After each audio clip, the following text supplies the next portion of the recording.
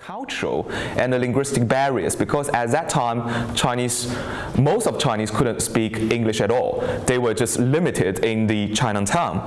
So in Jacoby's historical record in How the Other Half Lives, so the Chinese people were described as these people who conspicuously valued stews and secretiveness.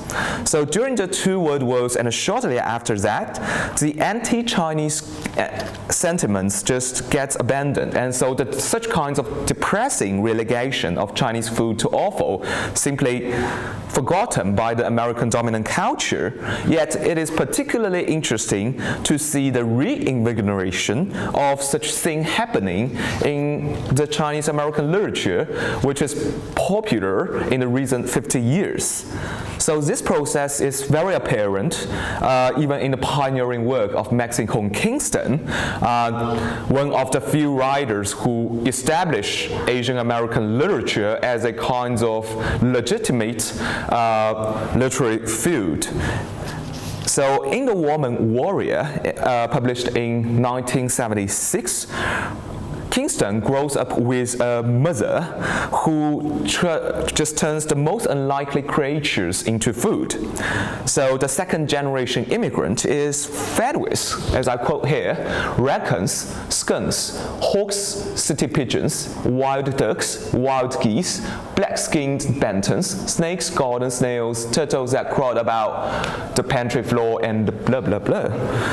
So Kingston relates her mother's superior ability to cook to her mother's triumph over the sitting ghost, thus placing her mother as one of the Chinese heroes who fight against the ghosts.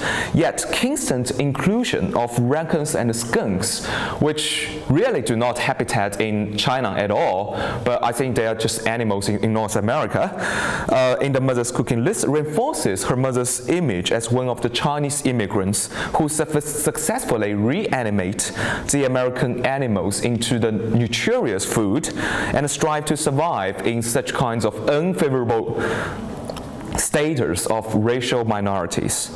Nevertheless, it is quite a common literary practice right now in Chinese American literature, or I dare say ethnic American literature, that the psychological strength of offal eating is dismissed not only by the white US culture, but also by the second generation American-born children, who are always confronting such kinds of struggles between their American identities and Chinese ethnicity. So brave orchids children just hold their candy over their nose to mask such smell of the skunk being dismembered in the kitchen. They would rather live on plastic than eat offal and the rejected animals which they regard as a symbol of Asian primitiveness.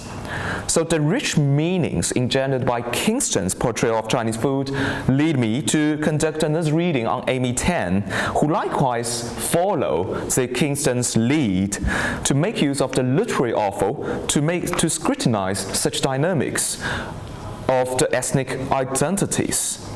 So in her most famous novel, The Joy of the Club, I wish to know whether and how Amy Tan constructs the literal representation of offal eating with perspectives different from those set by the US dominant culture and the second generation immigrants. So The Joy of the Club is composed of 16 short stories in 4 big sections. So it features the vivid narration of the intergenerational conflicts between the Chinese-born mothers and the American-born daughters. So as the author attempts to describe from the first page, so it seems that running away from the chaotic Chinese characters and into the shelter of their American identity is an underlying impulse for all the American daughters. So the as you can imagine, the American children's rejection of Chinese motherhood culminates in their acts of rejecting the excellent dishes their mothers cooked. So soon we meet with a kind of situation. So this quotes comes from a kind of celebration of the Chinese New Year in the book. So the feast actually crosses the national and ethnic boundary with the attendance of the newly wedded American son-in-law Rich and some Chinese American grandchildren.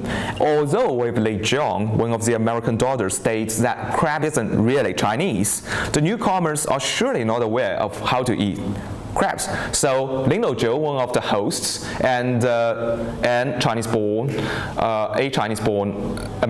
Chinese-born mother, teaches them how to eat its best part. Then she, Lin Zhou, turned to Rich, that American guy, and said with much authority, "Why are you not eating the best part?" And I, the narrator, saw Rich smiling back with amusement, not humility, showing his face.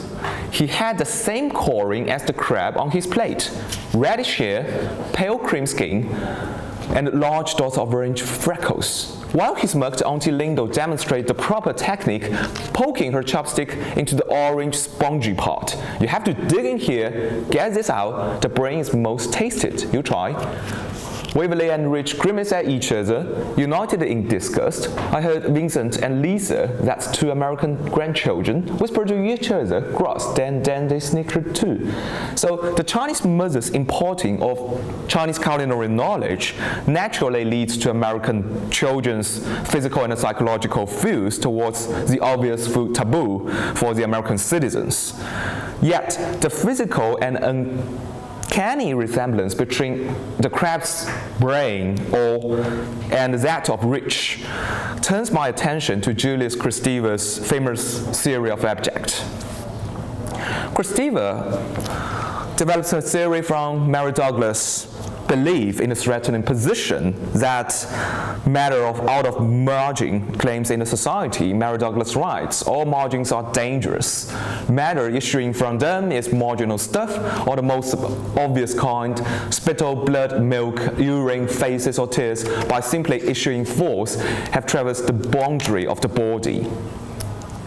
So Kristeva continues to attach great importance to the skin on this milk, suggesting it is abject because it is neither liquid nor solid, but exists in the indeterminable space between both. Abject then is something located on the border, but which also disrespects the border. Kristeva writes, "It is thus not lack of cleanliness or health that causes abjection, but what disturbs identity, system, and order. What does not respect borders, positions, rules, the in-between, the ambiguous, the composite." As such, Kristeva suggests that when a food such as the crab brain or that spongy part, the offal which keeps reminding people of their own brain or their own internal organs, breaches the categories between important organs and disposable food which the thing represents, and the novel reoccurs. The abject is then formed. So then we meet with another quote. This is a kind of depiction of San Francisco's Chinatown in the 1980s. Farther down the street was Pingyuan Fish Market. The front window displayed a tank crowded with doomed fish and turtles struggling to gain footing on the slimy green tiled sides. A handwritten sign informed tourists within this store is all for food, not for pet. Inside, the butchers with their blood-stained white smokes deftly gutted the fish while customers cried out their orders and shouted, "Give me your freshest," to which the butchers always protested, "All for freshest." On less crowded market days, we would inspect the crates of live frogs and crabs which we were warned not to poke, bones of dried cuttlefishes, and row upon row of iced prawns, squid, and slippery fish. The sandbars made me shiver each time their eyes lay on one flattened side and remind me of my mother's story of a careless girl who ran into the crowded street and was crushed by a cab, was smashed flat, reported my mother. So Sadly, I've never been to America yet, so I do not know whether this is the accurate depiction of the Chinatown in America, but I know that the Chinese supermarket in Britain are now introducing such kinds of water tanks in their supermarkets.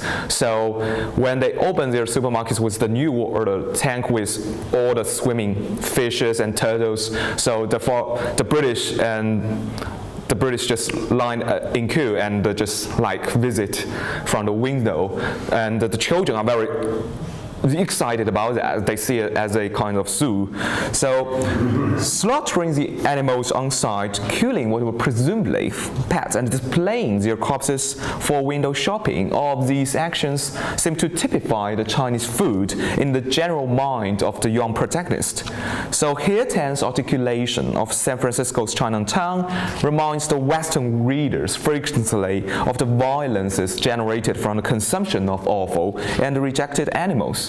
So it reorientates their attention towards the blood-stained smacks on their butchers, as well as the temporary liveliness and the doomed deaths of the living animals on the food stalls. So very much like what the American children feel in the acts of crab bread eating, the children's abjection of Chinese food in Chinatown clearly relies on the similarities of animal and human fleshes, and it could call to mind the notion of cannibalism, or what I call quasi-cannibalism, which cruelly intrudes humanity and society in the Western mindsets. So such notion, we all know that echoes with the Western world's long history of rendering consumption of animals as barbaric and inhuman acts. So maybe most of you know that meat can remind people frequently of violence and aggression and the spilling of blood and pain. So in other words, it trembles on the border between clean and dirty. Because I have like 2 minutes left, so I will just be really quickly. So basically, Mary Douglas' view on pollution such kinds of abjection is a kind of means to maintain the social order.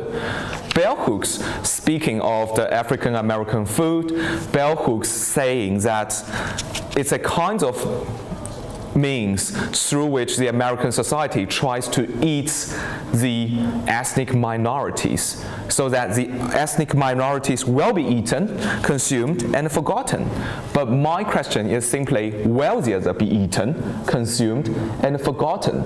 I argue that the historical coupling of Chinese rats and rat eating may give us some clue about such kinds of inability to include their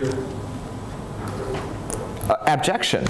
So David Sibley's and Maud Ellman's argumentation on rats in modernity can testify that. Maud Ellman simply says the rats in modernism argue the collapses of boundaries, especially the boundaries of meaning. Associated with migration, it eats away the bonds of countries and cultural tradition with the rapacity of a multinational city. Within this city, rats continue to invade the heart of domesticity, blurring the distinction between inside and outside, tame and wild, heimlich and unheimlich. Rats are therefore abject, in the sense that Julia Kristeva employs the term. So such kinds of history of Chinese food in America can testify Ellman's indication. So the invisibility of Chinese presence in US culture representation ran counter to the historical facts that Chinese waiters and cooks replaced African American servicemen to become the largest group taking up the service sector in California shortly after the 1860s. One might even suggest that Du Bois' famous description of African American cooks and waiters as, I quote, unskilled offal of a millennial industrial system could be no less readily applied to Chinese laborers in that period of time. In addition, the inability to exclude the abject Chinese food has been found implicitly intense novel, even though the young Waverly, the American daughter, despises the Chinese eating in Chinatown. She grows up with 3 5-course meals every day, beginning with a soup full of mysterious things she didn't want to know the names of. Likewise, Waverly's enriched apparent claim of growth towards the eating crabs turns out to be in vain. They finish eating crabs and leave behind a table full of crab carcasses. A crab shell is even placed between Waverly and Rich as an ashtray of their cigarettes. To some extent, they have also unconsciously joined that group of cannibal eater. So in general, I have suggested that Amy Tan moves further to unveil the implicit yet inherent instabilities of the mechanism behind consumption of awful eating, while American cultural representations of such Chinese cuisines seems to provide social dichotomies of white versus Chinese, civilized versus barbarous. So the juxtaposition of Chinese offal and ethnic identity seems to offer Chinese food as an ideal site to reflect a far more dynamic of white attraction and repulsion, of inexpressible envy and desire that American culture tells us in their cultural representation. Thank you very much.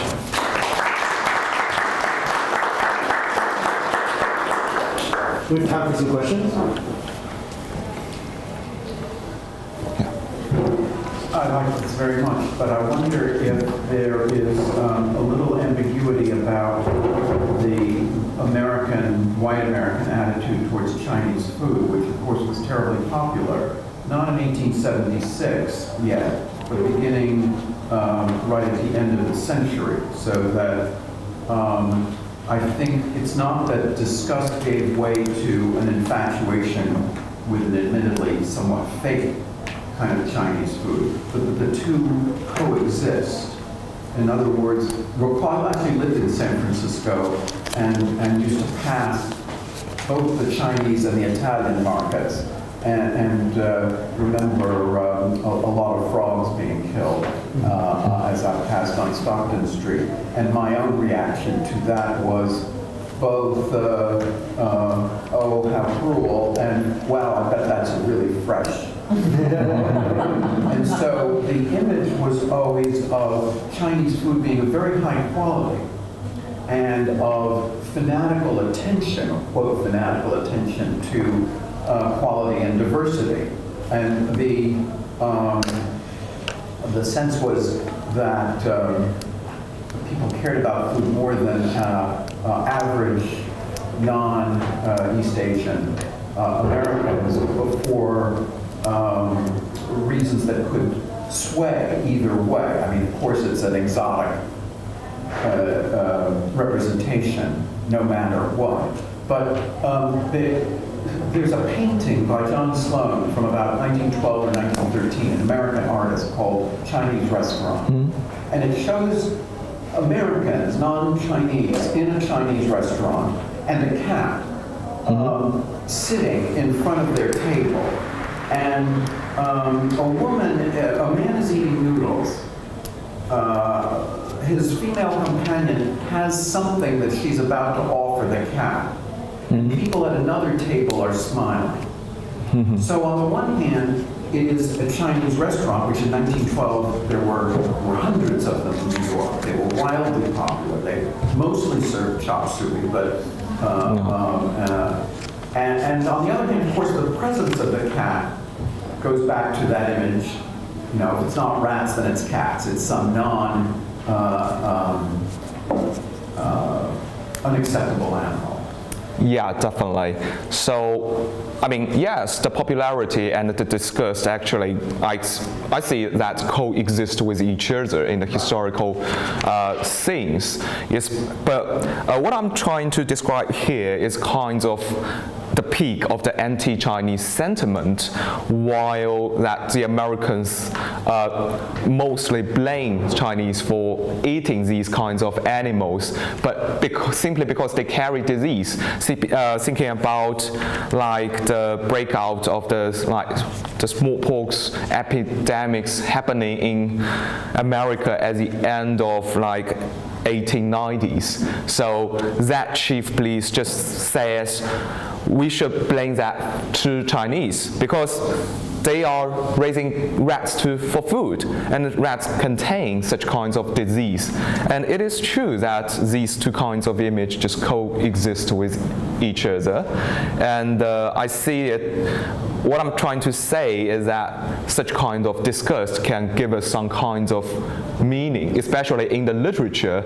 People do not really want to depict such kinds of harmonious things that the American like Chinese food, but they always try to get the tensions out of the literary field to say that the Americans, well, it's a kind of literary exaggeration I see towards the kinds of awful eating scene in the literature. I mean, yes, and I know that in the 1920s, especially the American middle classes, when they were fed up with the French cuisine, they very much like to go to some kinds of Chinese tea rooms to get some Chinese dim-sums.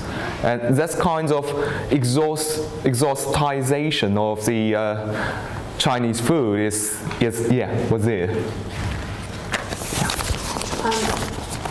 I wonder, what you've cited is, I think, one example of a pervasive xenophobia that existed certainly in America during periods of great immigration. And I think that what you described also about the reaction of the second generation is their reaction against their parents' cooking is something that was that happened in other ethnic groups. I mean, the Jewish community, for example, I know that people hated the smell of chicken fat, younger people, and things like that. But do you think there's something specific in the depiction of the Chinese diet that is distinct from the other, that enabled us to really reject Chinese people more readily? Or are you describing I guess I'm also asking, are you describing the reaction of within the Chinese community or from outside the Chinese community? Well, from what I know is that Chinese cuisine, like it gives out a very distinctive smells, and sometimes it cooked some kinds of live animals. Thinking about the newly published TV comics, The Fresh Off the Boat, publishing right now, airing on ABC. The American kids just laugh at Chinese food. I mean, what I'm seeing that the Chinese food is its distinct feature is its freshness. So it's made from fresh animals. So we do not wait until these meats were produced from the abattoir, but or the slaughterhouse. We like to see animals killed on scene, and minutes after that, we cook them. So this is kind of distinctive feature I can see from the Chinese cuisine from other cuisines such as Indian ones or other ones. So I think this is a kind of, it speaks back to the notion of cannibalism in the cannibalism triggers the fear, the Western fear of the Chinese cuisine. So I think that's a kind of distinct feature of Chinese food for me. So our next speaker is Naomi Gutman, who holds 2 terminal degrees and lived through it. She has both a PhD and an MFA. She teaches at Hamilton College in New York. She's a prize-winning poet, is presented often at the Oxford Symposium. Her most recent book is a novella in verse entitled The Banquet of Donnie and Ari, Scenes from the Opera. And she's going to be talking about Offal in American poetry. I have the poems up here in case we need to look at them. We're not supposed to read our papers, I may just, because it's a short paper, and I don't know that I can talk it through so well. So it has now 2 titles. The one I gave it originally is called Homesick Hungers, and then I came up with this other idea, Gut Feelings, Tripe in American Poetry. So you can vote at the end, I suppose. So I started with this idea that I had encountered tripe in American poetry, particularly ethnic American poetry, and I decided to look into that. And so this paper is very exploratory. It doesn't have the wonderful theoretical structures that Jiang has introduced us to, but I'm thinking about that.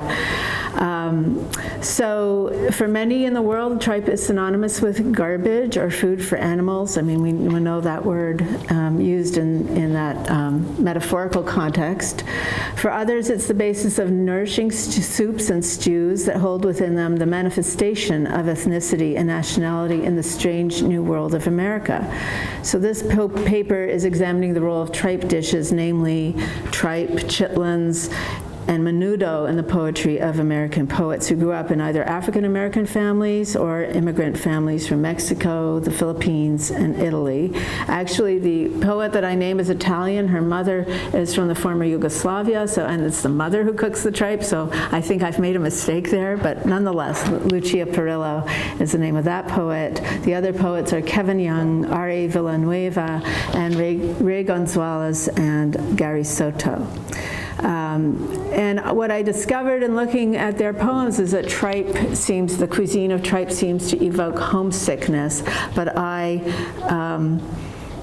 an intergenerational conflict, as Jiang has suggested in some situations, but in many, as Claudia Roden was saying, there's no disgust. So there's, in some families there's disgust, and in others there isn't, or in some poems. And in fact, there's a great respect for the gut of the animal as a source of nutrition and something that breaks down in our bodies and replaces our bodies. So in this way, poetry is also transformative, like Menudo, and takes the humble offal of life and creates something of value. So I start with the idea of homesickness as, a wistful desire to return in thought or fact to a former time in one's life. But there's a pain there, suffering there. Home and pain are the roots of homesickness. And in the first poem I'll talk about, which I've got part of here, the part that I talk about is from Gary Soto's poem, Papi's Menudo. And this is a very, nostalgic poem, very happy poem, recalling pride and tenderness for the father, the culture, the family, and for this special Sunday dish, which is a breakfast for the father, cooked obviously by the mother, and he evokes it. And it's interesting that the poem is in this long, narrow column, but we can't make too much of that because all the poems in this volume are in these long, narrow columns, a la William Carlos Williams, and it's a poem from a book called Cantos Familiar, and I think it's really written for a young adult or child audience, actually. So this quote is, "It comes in a yellow pot, a curl of steam unraveling when you lift the lid and look in, tripas wagging like tongues."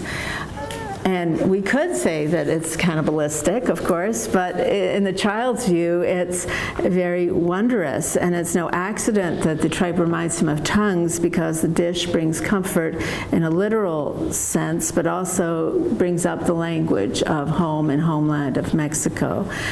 Because Sunday is the day when the family also turns on the radio. And I can try, but I don't know if I'll be very successful at this. No, I'm just gonna, I don't know. I've lost it. So, here. Yeah, I don't know that we need this. I will just read from what I've quoted. So the Mexican station is starting up its 8 violins, a sound that could make his father cry. So tripe, that's from the poem. Tripe becomes the father's, quote, medicine on Sunday, a cure for the homesickness of exile and life of manual labor. The sensory pleasure the father takes in preparing his meal for consumption is evident in the descriptions of the flavorings he mixes into his bowl. Along with a squeeze of lemon, the father, quote, sprinkles his menudo with onion and runs oregano between his palms. He roars, "Que rico." The father's roar and his animal-like pleasure in the menudo kindle the child's hunger, and the child imitates the father. When he slurps, I slurp. Interestingly, the father and the child slurping together, quote, awake the whiskers of my cat, Hambre. The cat, whose name translates as hunger, is then both real and metaphorical. The father's ancestral hungers are awakened in the ritual of the Sunday menudo, and the child follows, finding delicious what his father does, perhaps because his father does. In his poem, Praise the Tortilla, Praise Menudo, Praise Chorizo, Ray Gonzalez writes a memorial to the foods of his childhood that gives us a taste of his background as a Chicano kid growing up in Texas. The central stanza devoted to Menudo demonstrates how Gonzalez takes for granted the reader's familiarity with Spanish and Mexican foods. Here, tripas are connected to ancestry as well as to poetry. Quote, I praise the menudo as the visionary food that it is. The tripas y pozole, tight flashes of color we see as the red caldo smears across our notebooks like a vision we have not had in years. Our lives going down like the empty bowls of menudo exploding in our stomach with the chili piquin of our poetic dreams. Those are lines 10 to 16. The poet stands toward the menudo's explosion is slightly equivocal given the imagery of, quote, our lives going down like the empty bowls, but the connection between the visionary sustenance of tripe and poetry is clear. The soup, which is the caldo, smears across notebooks in which poets write, and the menudo, along with the heavy spices of, quote, poetic dreams, detonates in the eater's guts. This connection between tripe and poetic inspiration or poetic labor is made even more clear in 2 poems by R.A. Villanueva, Fish Heads and Despedida. Rigoberto Gonzalez interviewed Villanueva, and he suggests that in Fish Heads, Villanueva celebrates his mother's food ethos of using every edible part of the animal, and thereby creating an ars poetica with a similar credo. The poet's task is to reclaim memories which would otherwise be forgotten or deemed unusable. As Villanueva's mother puts it, warning him not to waste what should be eaten, reminds me of every delicate gift we have thrown away, tilapia stomach best soured with vinegar, milk fish to liver to melt against the dome of the mouth. This ethos of using all animal parts and Villanueva's own exploration of the viscera of memory and story continues in another poem called Despedida, which means farewell. In this poem, the speaker recounts saying goodbye, a goodbye party for his family when they've come back to the Philippines to visit from the U.S. And after the speaker's father and his friends have slaughtered a suckling pig for the traditional roast, the lechon, they toast each other with a morning beer and watch the pig bleed out. The blood is not wasted, however, but saved, and this is a quote from the poem, for our farewell dinner, for a stew of innards and vinegar, my brother and my sister and I will feed to the dogs instead of tasting. So the father participates in the pig slaughter, but the poem suggests the father's slight alienation as a new American from the local men when he doesn't join them in their first morning cigarette. But the children are firmly Americanized, and they're going to throw that stew to the dogs. In Fish Heads, there's a little bit of difference when the poem speaker admits that he and his siblings wish gone their mother's tripe steamed with beef bouillon and onion broth. Though as a child, Villanueva appreciated neither the value of the traditional farewell dinner nor the eating of offal as a special delicacy, The adult Villanueva looks back on these childhood memories with fondness. They're emblems of his cultural identity and a means of recuperating his ancestral home and keeping them alive as a source for his poetry that memorializes that which might be wasted. The tradition of chitterlings or chitlins among African Americans can go two ways, as Linda Williams Nelson reminds us in her essay, Hands in the Chitlins, Notes on Native Anthropological Research Among African American Women. Some African Americans reject chitlins as a dish redolent of the history of slavery and oppression when their ancestors were forced by necessity to eat low on the hog, essentially whatever was left over from the master's slaughter. By contrast, other African Americans celebrate the history of strength and survival against great odds with their ingenuity in making palatable that which was otherwise inedible. Often foods such as this, which are in fact called soul foods, are served at important holidays such as New Year to signify a hope for a prosperous year.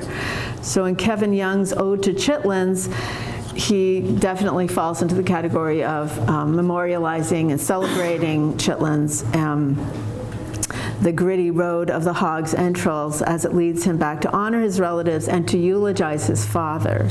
Addressing the chitlins themselves as a wrinkled wise man, he makes the point that he would not trust people outside his family to help with the proper cleaning and cooking, and at the same time the speaker claims the chitlins as his kin, comparing them, quote, to the uncle I one day learned wasn't really. Chitlins are members of the speaker's family, his personal history, and part of his spiritual and corporal sustenance. He writes, "You fed me when I withered without you. I would have withered without you." This medicine for the soul is important at the worst of times, such as in the period of grief for his father who has recently died. When an uncle attempts to soothe him over the phone with prayer, all the speaker wants to do is eat the uncle's, quote, best brisket, smoked slow. Like that uncle's brisket, chitlins are family. Sweetbread's sister, tripe's long-lost cousin, as well as, quote, pork loin's poor brother. So they link him, the speaker, to the hog itself, and that which he has ingested becomes his family and becomes him. By contrast, Lucia Perillo's poem Tripe paints a picture of the domestic as a realm not saturated with tender nostalgia, as in the works discussed above, although we could accept maybe Villanueva's poems as nostalgic, but I noticed that all these poems have been written by men, and none of them enters the mother's head the way Perillo does in Tripe. She serves up a different kind of homesickness, that of the beleaguered woman strained by the constant work of housekeeping. Written in two large, thick stanzas, the poem replicates a sonnet structure writ large, with the first 11 lines of the poem focused on the family, and tripe as a dish that signals the mother's desperation. After a stanza break, the poem continues for another 15 lines, comparing the tripe itself to the mother's prison, quote, a sack inside of which she was boxing shadows. The rest of the stanza goes on to muse about the larger rhetorical and metaphorical implications of eating the animal's stomach. And the stomach is, quote, a master alchemist, grass and slops and the green dirt transformed into other bloody cuts of bloody marbled beef. The mother's efforts to create order out of chaos in the home contrast with her frustration at the regularity of housework and its repetition of making meals from reliable meats, quotes, chops and roasts and the parched breasts of chickens, all of which serve to engender the homesickness of female restlessness. Thus it is, muses Perillo, that her mother's act of cooking tripe is a rebellion against the regular menu. In her description, Perillo makes tripe's look and consistency, quote, its pallor, its refusal to tear or shred when chawed, until finally the wad must be swallowed whole, into a symbol of the mother's suffering from which there is no escape. That said, the mother, like the mother, the stomach, tripe is a magician, a medium of transformation. One could say that like Gonzalez, Perillo manages to create of tripe a metaphor for art itself, that which creates something rich and strange from the slops of life. The mysterious innards that translate an herbivore's fodder into muscle, that which we love to eat, is only available to us because of the digestive system, as smelly as that may be. The longing her mother feels for liberation from her life, for transformation, is what the adult Perillo attaches to the smell of tripe, quote, stewing a ghastly sweet that drove us underneath the beds instead of candy. The poem ends with the image of the mother laboring over the steaming pot that, quote, billowed its sugary haze like the sweat of a hired man. The conversion of sweet into sweat is a telling transformation. The hired man's sweat becomes a sugary haze, a phrase redolent of romantic and sexual longing. So I end with this paragraph. Perhaps it's the drudgery of mothers turning the stomach into something delicious that is itself the inspiration for their children, who become poets by minding their own and their mothers' styles of homesickness. The model of the transformation of the digestive system of one animal into a nourishing repast for another becomes that which sustains artists in the struggle to create out of their own specific hungers. That's my little paper. Questions? I have one. So I was actually thinking of your question, and the one way to differentiate the East Asian immigration is through its legal exclusion, the Alien Exclusion Acts, which actually singles them out legally as different from other immigrant groups. Which made me think about, you begin to think about this, and I'd like to know more about what you think about with the African American community. It's not immigration, it's at best forced immigration. There was just, I don't know if you saw this, a textbook in Texas that called them immigrants, that caused all sorts of things to happen in the States. So in other words, the nostalgia there is not a nostalgia, the nostalgia for the past is not a nostalgia for home, or at least it's not simply a nostalgia for home. And I wonder if you could talk about how that works with just talk a little more about how that works with the African American points versus the others. You mean of home as in Africa? Yeah. That's a good question. I haven't thought about it. I guess. Maybe home is the South. Yeah, I think so. A lot of references in Richard Wright, I think, has a scene in which the Southern-born narrator passes a stand that is cooking sweet potatoes. Yeah, Ralph Ellison. Yeah. Right. Yeah, I know what I am. This provokes this kind of nostalgia, and indeed, I think Southern African-American cooking in the North was referred to as either Southern, before Seoul became a Southern cuisine, or down home. So down home is cuisine of African Americans from the South served in the North. It's kind of that scene I actually have in mind that I'm interested in, the way you brought up this tension. The first yam he eats, he has this wonderful memory of home. Why have I kept myself from this? Why don't I eat this more often? He has another, the reverie continues. He has a third, it's frostbitten, and he realizes that the experience can't be captured, that it's always Right, good point. So, but I didn't know it. I just thought it was fascinating in the way that tension there versus, it's similar to the gender tension you end with, it's a shift of perspective.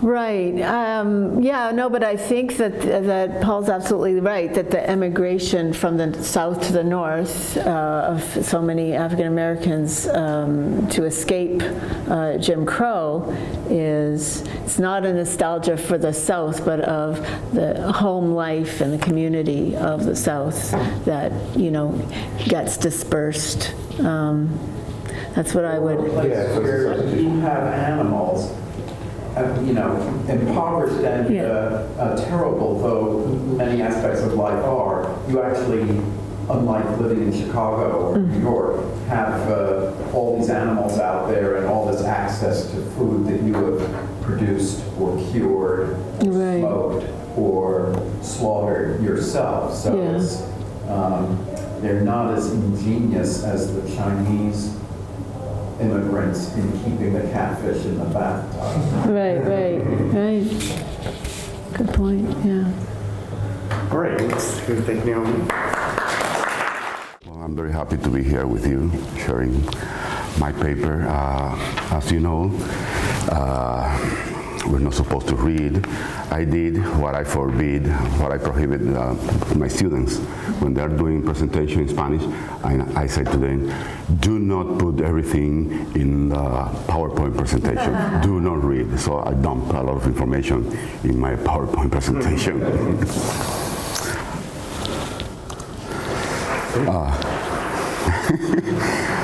Axolotl, pre-Hispanic delicacy, rejected monster and reclaimed wonder of science and literature. The pre-Hispanic Mexican kitchen is one of extraordinary richness and complexity. Among the foods that are appreciated today by some and rejected by others, there are more than 500 species of animals as well as plants. Among the former, a small patrician called axolotl deserves special attention. I would call it ajolote, axolote, axolotl, or axolotl. Its habitat is Lake Xochimilco, south of Mexico, the city of Mexico. The purpose of this presentation is to analyze how the axolotl, a delicacy of Hispanic and modern cuisines and rejected as food by many contemporary diners, has been reclaimed as an object of scientific study and literary imagination. I'm also interested in analyzing why this biological complex amphibian has attracted much attention from various areas of knowledge. The axolotl is a unique animal because it is the object of culinary, mythical, scientific, and literary practices. My research scope includes the cultural significance this batrachian had for the Aztecs' ingestion and social practices of consumption. I'm also interested in how contemporary culture, how it demonstrates, its presence in contemporary culture through recipes and forms of preparation. Moreover, my paper looks into its presence in scientific research and in the literary imagination. Although there are many studies on the axolotl, this presentation aims to build a bridge between various disciplines that have taken it as an object of study. So this paper is kind of choppy. You have the complete version online that you can read or have read already. The pre-Hispanic cuisine, although in a broad sense, the offal concept refers to the internal organs of an animal for food consumption, it also means crumbly, exaggerated, discarded, or food rejected in the culinary process. The Aztecs' pre-Hispanic gastronomy is now considered as offal by certain gastronomic communities in Mexico and only reclaimed by the curious, the foodies, and the gourmands. Among some of the offal dishes, there are insect larvas. As you can see here, the chapulines, the charales, the chinicuiles, escamoles. I look for the translation into English. And more, these are meliponas bees, humiles, mexclapique, and opossums, and acosiles, freshwater shrimps, armadillo, huiles, tusas.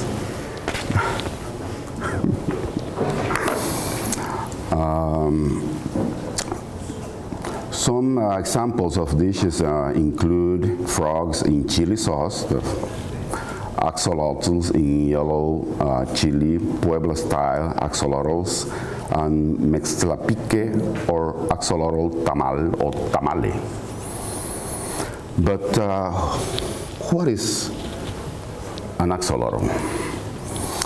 The king of the edible animals in pre-Hispanic Mexico, and one of the most offal one, is the axolotls. The word comes from the Nahuatl axolotl, which means monster of the water, and also referred to the god Xolotl, also known popularly as the fish that walks, due to its amphibian characteristic.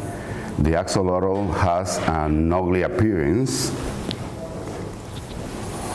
which is in part why it is rejected as food ingredient. From its Pleistocene origin, the axolotl is the larva of the Urodela salamander that belongs to the Ambystomatidae family, Greek stoma, snout, and amblis, acute, of which 30 species are known. The axolotl is the Ambystomatidae mexicanum. It measures approximately 30 centimeters, has 4 limbs, very long gills, and a thin, short tail. In its natural habitat, it can live up to 3 years, and under controlled laboratory conditions, up to 25 years. The female axolotl reaches its adult stage between the ages of 12 and 18 months. It can then lay up to 400 eggs. The most remarkable feature of the axolotl is that it remains in its larval stage during its entire life. Its transformation can be induced while in captivity with the use of hormones. Hence, it is of interest to the scientific research community working on tissue, regeneration, and cloning.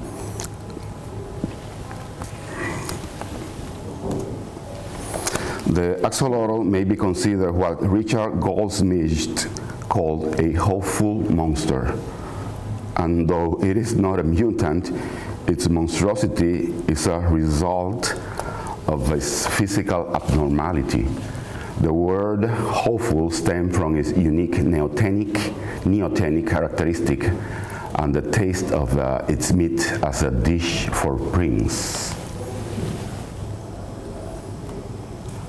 Here we have the description you just heard. This is a red axolotl. This is a statue display at the Museo Nacional de Antropología in Mexico City. So, after the arrival of the Spaniards in Mexico, the first to give news about the god Xolotl was Fray Bernardino de Sahagún. Xolotl was Quetzalcoatl's twin brother, or his double, but unlike the latter, was deformed and monstrous. He was considered the god of the twins and the abnormal. If Quetzalcoatl was the feather serpent, Xolotl was the monster of water. Moreover, the Xolotl god was associated with the sun, twilight, fire, and lightning. When the gods decided to throw themselves into fire so that the fifth sun would move, the only exception was Xolotl, who escaped and turned into a corn plant. However, after being discovered, he first turned into a maguey plant, his last metamorphosis being an axolotl, the fish. He's ugly but cute. Regarding the axolotl, Fray Bernardino de Sahagún says that it is mainly lean meat, good for vigil, yet it alters mood, and it is bad for continence. Mexican chef and researcher Eduardo Plasencia, somewhat like Sahagún, describes axolotl meat as delicate and with a gelatinous texture. Many Mexican dishes are focused on flavor, not appearance. In some Mexican gastronomic communities, offal foods such as ants, grasshoppers, and brains, all the ones you saw on screen, which are perceived as ugly and unpleasant in appearance, are considered to be a delicacy in the kitchen. This is the case with the axolotl. Disgusting, it becomes a food for princes when prepared in various dishes. Dishes prepared with axolotls may be presented ungarnished as well as covered with sauce, mostly chili sauce. In the Puebla-style axolotl soup, for example, the axolotl appears to swim to those who observe it. Here there is a lady in the popular market in Puebla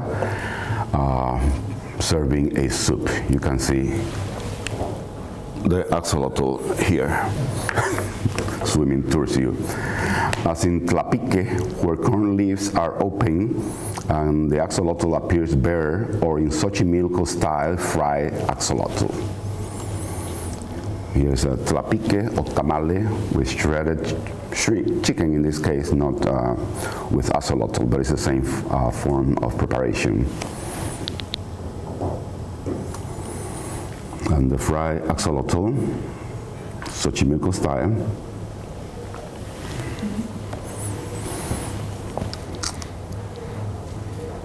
Among the axolotl recipes, some of them, such as the tlapique, deserve attention because of its pre-Hispanic cooking process.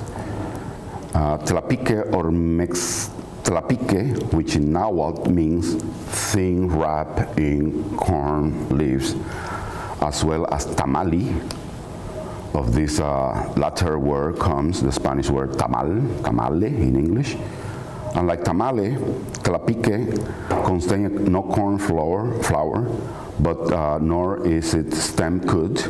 It consists of frogs, tadpoles, small fish, and axolotls placed on 3 layers of corn husk.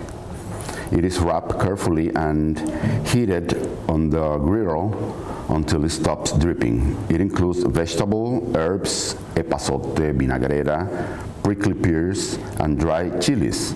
In other dishes, the axolotls is lightly covered with sauce, such as, for example, axolotl in yellow and green chili peppers, axolotl in red broth, and axolotl stew with coconut oil.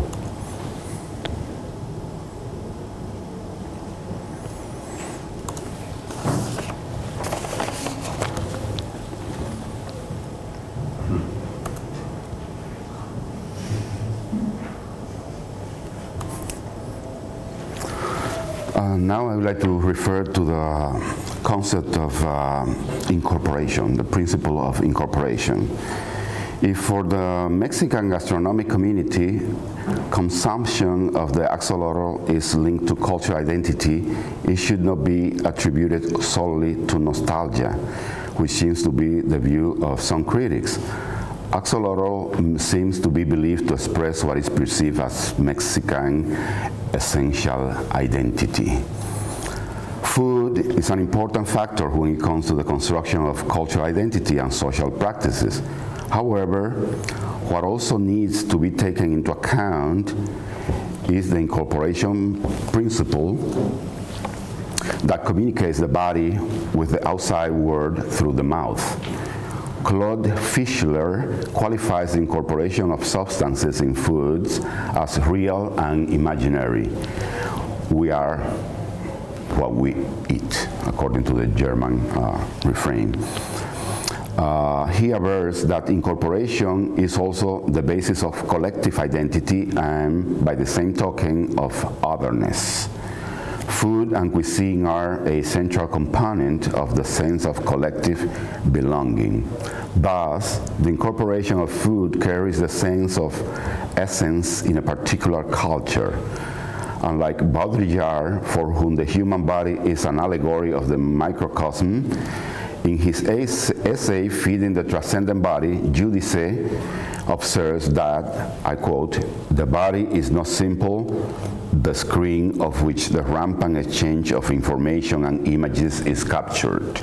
It is rather the battleground on which subjects are constituted, contradictorily desiring and rejecting prescribed representations, end of the quote. By the same token, for the Mexican gastronomic community, axolotl intake constitutes not only a cultural sign, but also a social act that connects two or more people of the Mexican background and mediates the cultural meanings between them. The Mexican gastronomic community consuming axolotls doesn't view the dish as offal or exotic, but as a totemic animal. The spirit of Xolotl, the god, the twin god, is in the axolotl, and its incorporation into the body constitutes a symbolic, whether conscious or unconscious, transubstantiation of the qualities of the god, his sacrifice, his ability to morph, his eternal youth, his sexual vigor, and his curative properties. The axolotl, radiating a mythology, is consumed in various forms for various purposes, as an aphrodisiac, to treat cough, asthma, and bronchitis, and skin afflictions. What follows is a long discussion of the axolotl in Mexican writers. There are poems. Octavio Paz, Nobel Prize, wrote The Salamander and dedicated a section on the axolotl.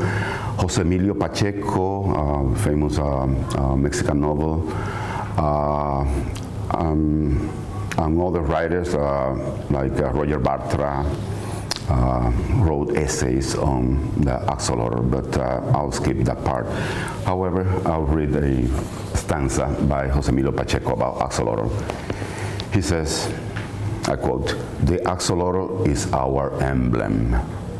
It embodies the fear of being nobody and losing oneself at incessant night where the gods rot under the lake and their silence is gold like Cuauhtémoc's gold invented by Cortés."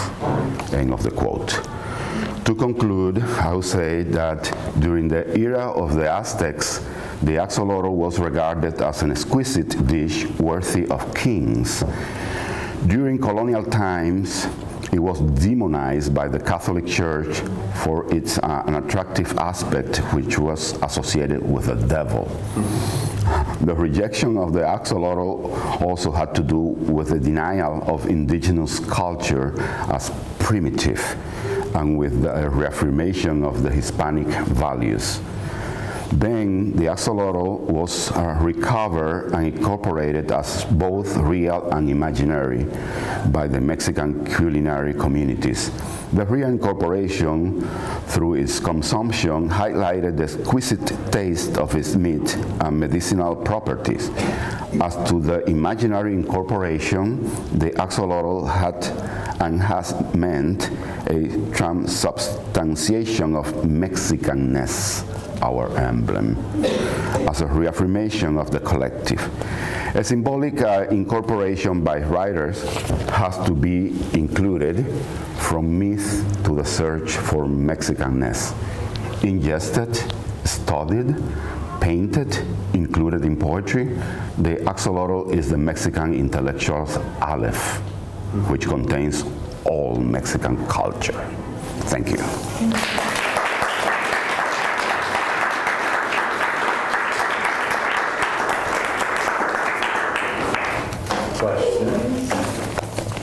Yes. With people starting to eat or re-eat axolotls, is there overfishing of them, or they grow in profusion, there are loads of them, however many people, or is it huge communities of Mexicans eating them, or is it very few? Well, it's an extinction now. It's protected by law. However, in aquariums, they are reproducing the axolotls, and they sell legally. The government sells legally the axolotl for consumption or for medicinal purposes. I guess the community, the gastronomic community of the axolotls, on the one hand, you have poor people. I mean, it's very popular in indigenous community, for example.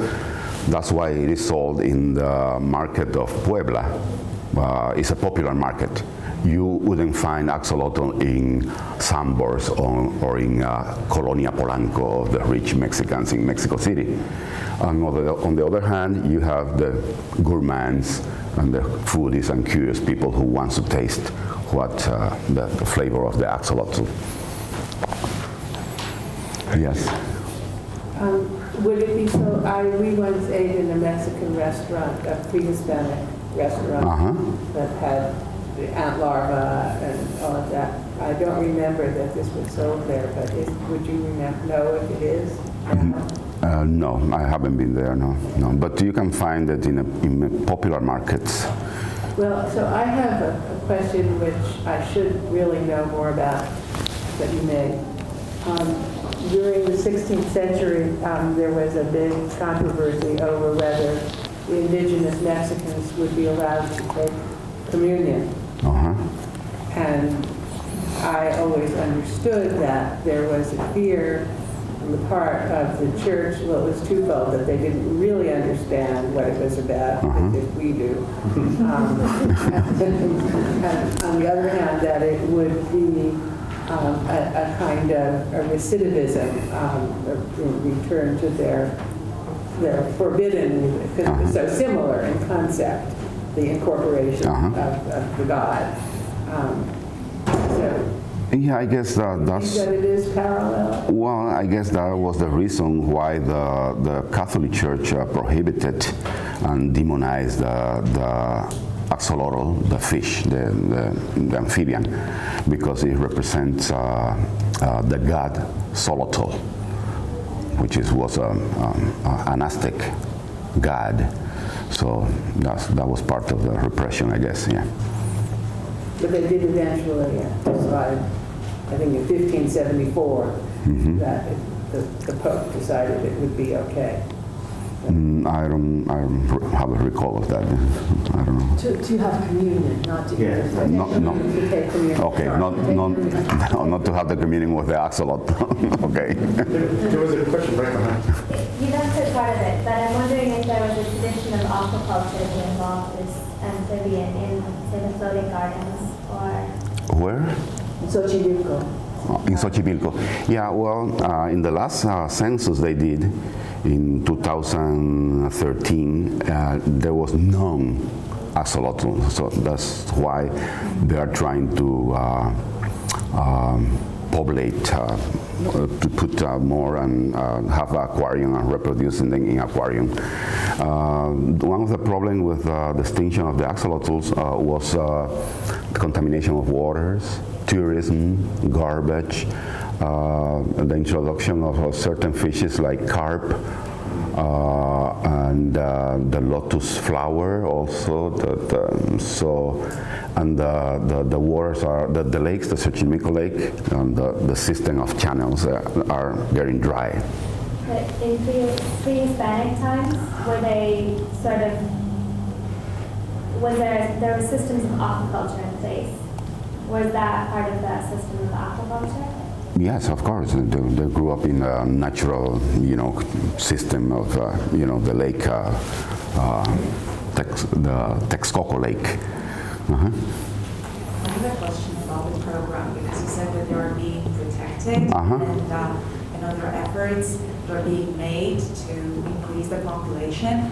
So my question is, because the papers that I listen to, they're related to personal nostalgia. So we're talking also about some kind of a domestic family, not necessarily that has to deal with that kind of a national discourse, whereas here we're talking about essential identity, postmodernist type of essentialized identity. So my question is, if there's a program to protect that, is that related also to, is just the concern with that species that is disappearing, or is there also a kind of a government supported type of national this correspondence? It's a national emblem. That's why, you know, Jose Emilio, those poets and writers have written about the axolotl as a... So tribes wouldn't be the emblem of national. Yeah. It would be personal, yes, but not necessarily having that. Yeah, definitely, absolutely. Did you have a question? I'm sorry, I came late, so I may be asking an inappropriate question. Did you say anything about what they tasted like? No, that's what we all want to know. Ling, Sahagún said it was. yes, according to Fray Bernardino de Sahagún, a priest, Yes. there was a lean meat, L-E-A-N, lean meat, gelatinous, Yes. like a jelly, flavor, and it's good for vigil and bad for continence.